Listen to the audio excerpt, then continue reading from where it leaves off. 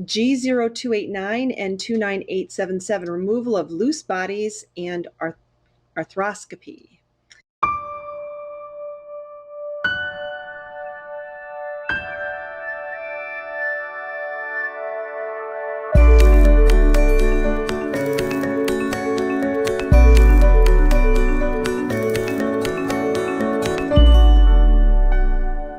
So this writer gave us the insurance is UHC, and the reason that she gave it to us is because she says UHC follows Medicare guidelines, and she's chosen to bill the G-code G0289 for the removal of the loose bodies. CPT Guidelines state when G0289 is performed in the same compartment with 29877, it's not separately reimbursable. That's true. One code per compartment. If it's the same thing.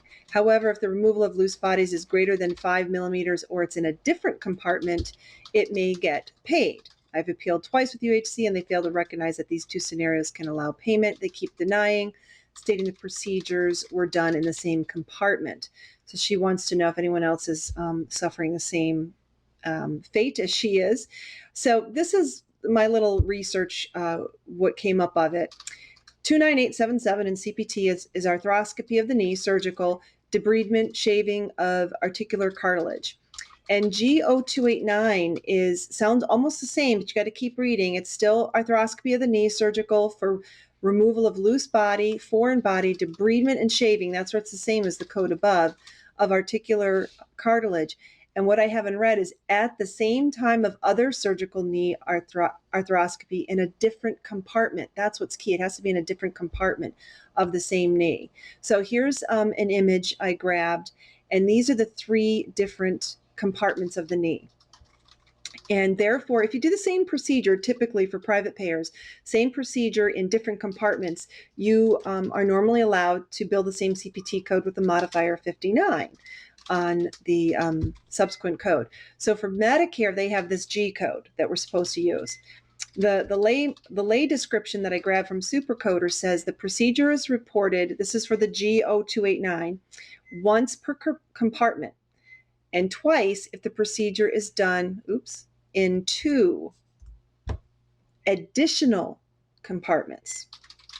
Okay, so what I recommend and what I've read elsewhere is when you're looking at your document that you're trying to code, jot down the three compartments. And there's some abbreviations you could do, but you could do PF for patellofemoral, L for lateral, M for medial. And then next to it, write down what work the physician did in those compartments so you can see if there's a bundling thing going on. So for Medicare cases, you're only going to use 29877 on the first compartment. Then you can use G0289 for the second compartment. And again, if there's a third compartment that you did it in, because the guidelines say that you can do that for Medicare.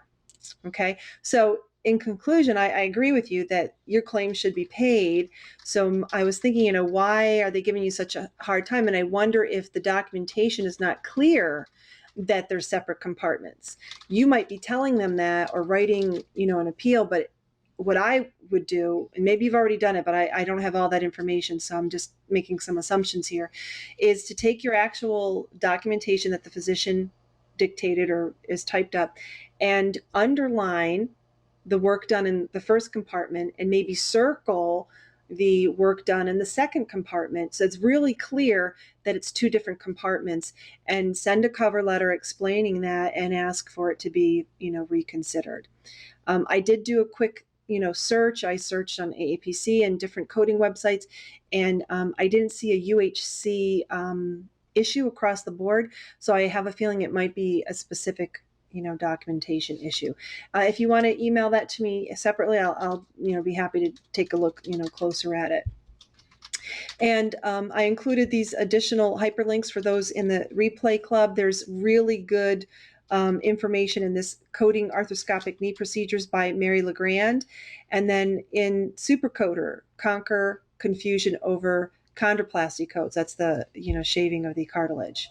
Okay, so hopefully that will help make that a little more clear. Get more CPC exam tips, coding certification training, and CEU credits. Go to www.codingcertification.org.